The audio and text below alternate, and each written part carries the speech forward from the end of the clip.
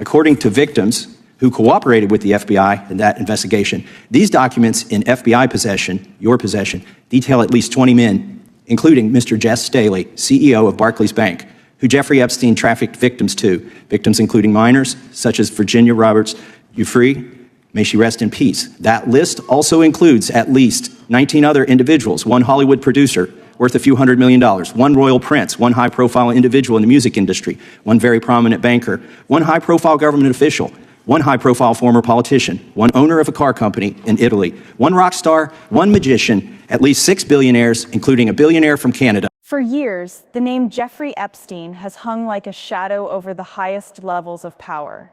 His case wasn't just about one man, it was about an entire network hidden in plain sight. We were told a simple story: one man, one island, one dark secret. But the truth is far deeper and far more disturbing. Buried inside FBI case files and sealed court records, victims have described names, real names. CEOs, billionaires, royalty, politicians, bankers, celebrities. They didn't just say Epstein abused them, they said he trafficked them to some of the most powerful men on earth. Yet, to this day, almost none of those names have been made public.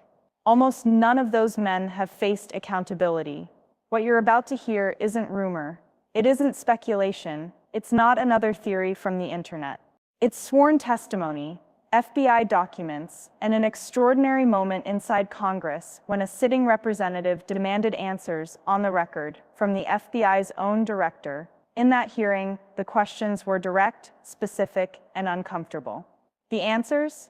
Careful, evasive, and revealing. Because when power protects itself, it doesn't deny, it deflects.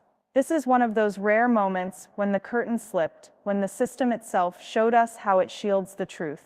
And tonight, we're going to break it down, piece by piece.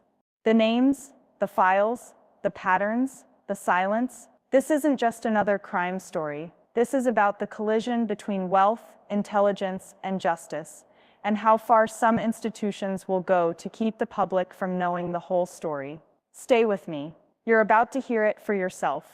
Before we dive deeper, take a second to hit subscribe and turn on notifications. This isn't about clicks. It's about truth. Every week we expose the stories power tries to bury, the evidence they seal, the questions they dodge, and the voices they silence. So if you believe justice should never depend on power, if you believe truth deserves a platform, then stay with us. Subscribe, share this video, and help bring light to the darkness they'd rather keep hidden.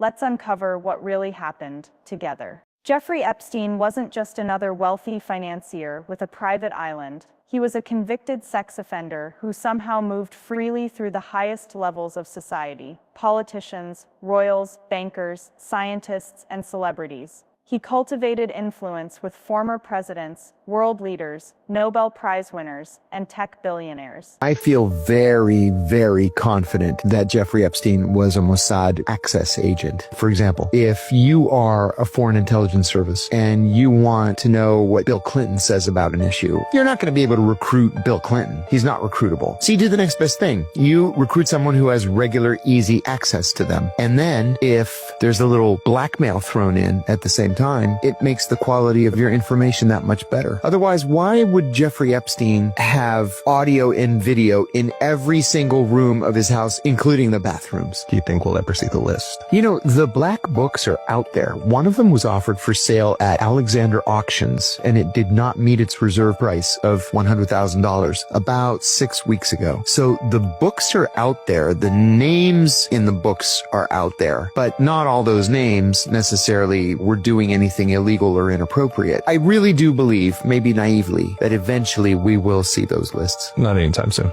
He flew them on his private jets, invited them to his mansions, and hosted them at his island, all while building a criminal empire of exploitation. In 2008, Epstein was convicted of soliciting a minor for prostitution, a crime that should have ended his access to power. Instead, he struck a mysterious plea deal known as a non-prosecution agreement. That deal not only spared him serious prison time, but also shut down investigations into his associates, insulating dozens of potential co-conspirators from scrutiny. For more than a decade after that conviction, Epstein continued his lifestyle with little interruption. He bought more properties, traveled more widely, and expanded his network of wealthy, famous, and politically connected friends. Despite mounting evidence, he remained untouchable. When he was finally arrested again in 2019 on federal sex trafficking charges, many believed justice was finally coming. But once again, the case became shrouded in secrecy. Files were sealed, names were redacted, deals were whispered about behind closed doors. And then, just weeks later, Epstein was found dead in his jail cell, under what officials called a suicide, but what many call one of the most suspicious deaths in modern history. The victims, many of them young girls when the abuse began, have testified under oath. Court records exist. FBI interview notes exist. Names exist. Yet the public still doesn't know who Epstein trafficked them to. The institutions that hold those answers, the FBI, the Department of Justice, even intelligence agencies, remain silent. This silence is not just absence, it's a choice. A wall built between truth and accountability. And it's within that silence that today's story takes place. What happened next wasn't a routine oversight hearing.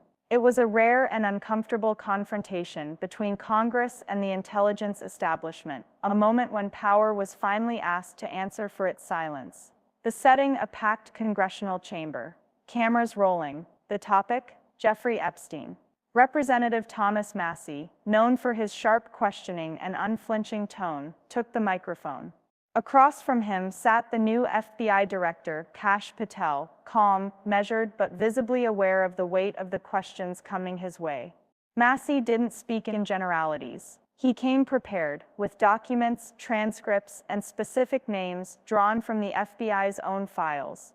He cited official FD 302 reports, the internal FBI interview summaries taken directly from Epstein's victims. Those files, he said, didn't just mention Epstein.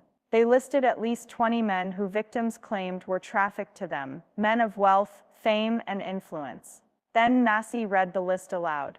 Jess Staley, CEO of Barclays Bank, a Hollywood producer worth hundreds of millions, a royal prince, a top figure in the music industry, a prominent banker, a high-ranking government official, a former politician, the owner of a luxury car company in Italy, a rock star, a magician, and at least 6 billionaires, one of them from Canada.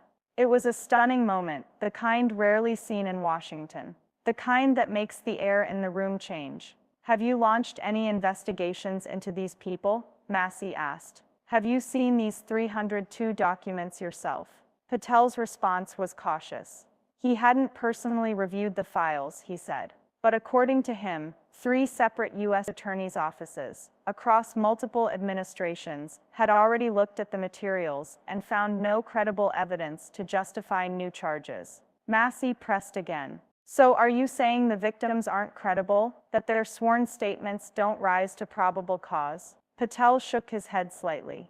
That's not my assertion, sir, he said. It's the determination of multiple offices who reviewed those materials in real time. It was the perfect bureaucratic answer, polished, vague, and ultimately hollow. Patel didn't deny the files existed. He didn't deny the victims' statements. He simply distanced himself from them, hiding behind institutional layers of review and legal technicalities. And let me make something crystal clear. I never said Jeffrey Epstein didn't traffic other people, other women, and they're not other victims. This is the investigation we were given from 2006, 7, and 8, and the search warrants from 2006, 7, and 8. That's what we're working with. Well, wait, have you released all of the stuff that the FBI has seized from Epstein's house? The computers, the emails, the file cabinets, the documents? What about the financial records? Have you released all of that? Everything the court has allowed us to release. Which court are you talking about? 3 separate federal courts have come in and said... We're talking about the evidence you've got. It's got nothing to do with what those courts have. Do you have any idea how the law works? Wait. Do you want me to break the law in a federal judge's order? No, I want you to follow your own curiosity? word, Director Patel. You said up there it was under the direct control of the FBI director. He had the black book. Everything I have direct control over, we have gone to court.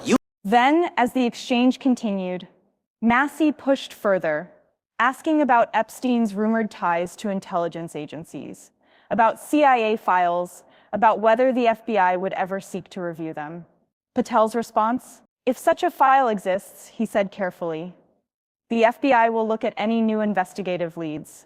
Translation: another deflection. By the time the exchange ended, Patel had revealed very little, but what he didn't say spoke louder than anything he did.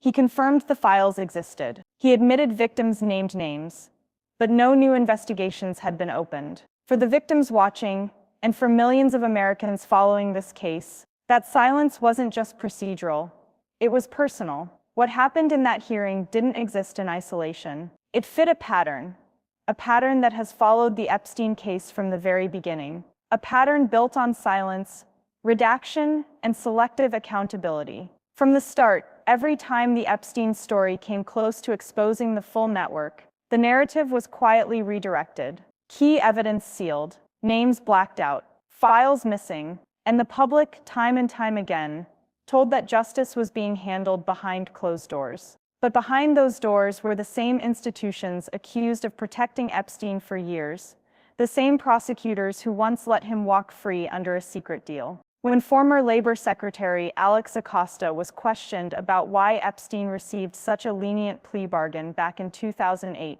his answer stunned reporters. He said he was told Epstein belonged to intelligence and to leave it alone. Think about that.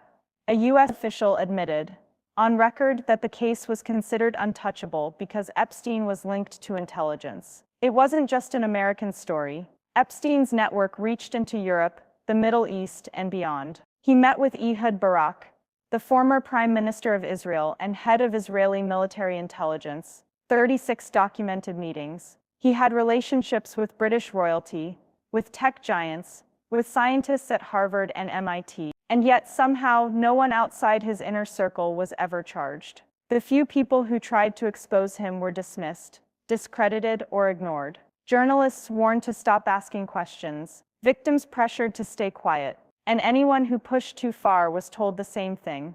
It's bigger than you think. By the time Epstein was arrested in 2019, his world was collapsing, but only partially. Within weeks, he was dead. And with his death, the investigation effectively died too. Since then, the story has been rewritten again and again, shifting the focus away from the powerful men who benefited toward a single narrative: Epstein acted alone. But hearings like the one you just heard expose the cracks in that version of events. They show us the uncomfortable truth that the Epstein case wasn't just about one predator. It was about a system built to protect him, and the men who stood beside him. Every redaction, every no comment, every sealed file, it all points to one thing: a deliberate wall of secrecy, designed not to protect the public, but to protect power itself.